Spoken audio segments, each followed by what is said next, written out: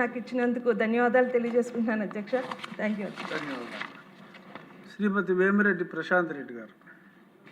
ధన్యవాదాలు అధ్యక్ష. మహిళా సాధికారతను రాష్ట్ర అభివృద్ధికి పునాదిగా భావిస్తూ కూటమి ప్రభుత్వం ఈ బడ్జెట్లో ప్రత్యేక ప్రాధాన్యతనిచ్చింది అధ్యక్ష. మహిళా శిశు వికలాంగుల సంక్షేమానికి 4,582 కోట్లు కేటాయించడం ద్వారా మహిళల భద్రత, పోషణ, ఆర్థిక స్వావలంబనకు ప్రభుత్వం బలమైన అండగా నిలుస్తుంది అధ్యక్ష. మహిళా సంక్షేమానికి కేటాయింపులు పెరగడం ప్రభుత్వం యొక్క ప్రాధాన్యత చూపుతుంది అధ్యక్ష. స్వయం సహాయక సంఘాల బలోపేతం, మహిళా రుణాల సబ్సిడీలు, నైపుణ్యాభివృద్ధి కార్యక్రమాలకు ప్రత్యేక నిధులు కేటాయించడం అభినందనీయం అధ్యక్ష. తల్లికి వందనం పథకం 9,668 కోట్లు కేటాయించడం ప్రతి తల్లికి ఆర్థిక భరోసా అధ్యక్ష. మహిళలను ఉపాధి కోసం ఎదురుచూసే స్థితి నుంచి మహిళలు ఉపాధి ఇవ్వడం కల్పించే స్థాయికి తీసుకెళ్లడం మన గవర్నమెంట్ లక్ష్యం అధ్యక్ష.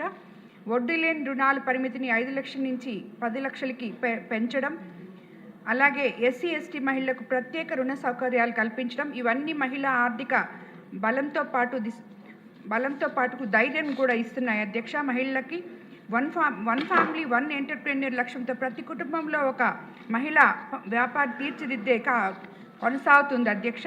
ప్రభుత్వం కొనుగోళ్లలో మహిళా పారిశ్రామికవేత్తలకు 45% రిజర్వేషన్ అమలు చేయడం మహిళా సాధికారతపై గవర్నమెంట్ నిబద్ధతకు స్పష్టంగా తెలుస్తుంది అధ్యక్ష. గ్రామీణ మహిళలకు ఉపాధి అవకాశాలు పెంచడమే కాదు, వారి రోజువారీ జీవన వ్యయాన్ని తగ్గించేందుకు మహిళలకు ఉచిత బస్ ప్రయాణం అమలు చేస్తున్నాం అధ్యక్ష. ఇది ఉద్యోగాలు, విద్య, ఆరోగ్య సేవలు అందుబాటులోకి రావడానికి పెద్ద ఊతం అధ్యక్ష. మహిళ ప్రయాణం భారం తగ్గితే కుటుంబం ఆర్థికంగా స్థిరపడుతుంది అని మనకందరికీ ఈరోజు తెలుస్తుంది అధ్యక్ష. అంగన్వాడీ వ్యవస్థను బలోపేతం చేస్తూ కేంద్రాలను అప్గ్రేడ్ చేయడం, తల్లి శిశు ఆరోగ్య సేవలను మెరుగుపరచడం ద్వారా ఆరోగ్యవంతమైన తరాన్ని నిర్మిస్తున్నాం అధ్యక్ష. ఈరోజు అంగన్వాడీ గురించి మనం మాట్లాడాలనుకుంటే అధ్యక్ష, తల్లి తర్వాత తల్లులుగా అంగన్వాడీ కార్యకర్తలు మనకి పనిచేస్తున్నారు అధ్యక్ష. ఎందుకంటే ప్రతి ఒక్కరికి కూడా పాఠశాలలకి సెలవులు ఉంటున్నాయి కానీ, వేసవి సెలవులు ఉంటున్నాయి కానీ అంగన్వాడీలకి సెలవులు అనేటివి లేవు అధ్యక్ష. అదేవిధంగా ఆర్థిక ఉష్ణోగ్రతల మధ్య విధులు నిర్వహించాల్సిన పరిస్థితి ఉంది అధ్యక్ష.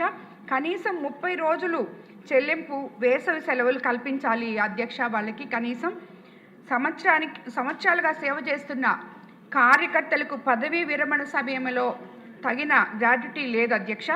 దీర్ఘకాల సేవ చేసిన వారి భవిష్యత్తు భద్రత స్పష్టంగా ఉంచాలని చెప్పి కూడా కోరుకుంటున్నాను అధ్యక్ష.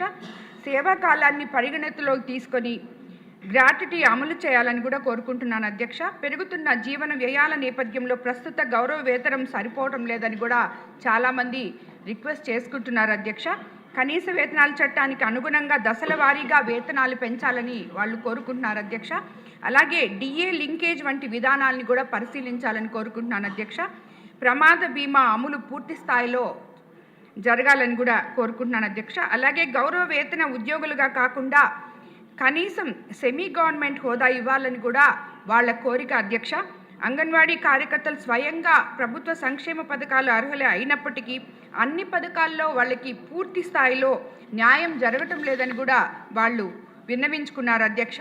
అదేవిధంగా అర్హత ప్రమాణాలు, డేటా మిస్ మ్యాచ్, సాంకేతిక కారణాలతో పేర్లు తొలగిపోతున్నాయి అధ్యక్ష. ఈ అంశంపై ప్రత్యేక సమీక్ష నిర్వహించాలని కూడా కోరుకుంటున్నాను అధ్యక్ష. అలాగే ఎస్హెచ్జీల బలోపేతం, స్వయం సహాయక సంఘాల ఉత్పత్తుల బ్రాండింగ్, మార్కెటింగ్, ఎగుమతి అవకాశాలు కూడా కల్పించాలని, మహిళా వ్యాపారులకు ప్రత్యేకంగా ఈ మార్కెట్ ప్లేస్ ఏర్పాటు చేయాలని, స్థానిక ఉత్పత్తులను ప్రభుత్వ కొనుగోలు విధానంతో ప్రాధాన్యత ఇవ్వాలని కూడా కోరుకుంటున్నాను అధ్యక్ష. మహిళలను బలపరచడం అంటే కేవలం పథకాలు ప్రకటించడమే కాకుండా ఆమెకు ఆర్థిక భద్రత, సామాజిక గౌరవం, వృత్తి భరోసా కల్పించడం కూడా మన మీద ఉంది అధ్యక్ష.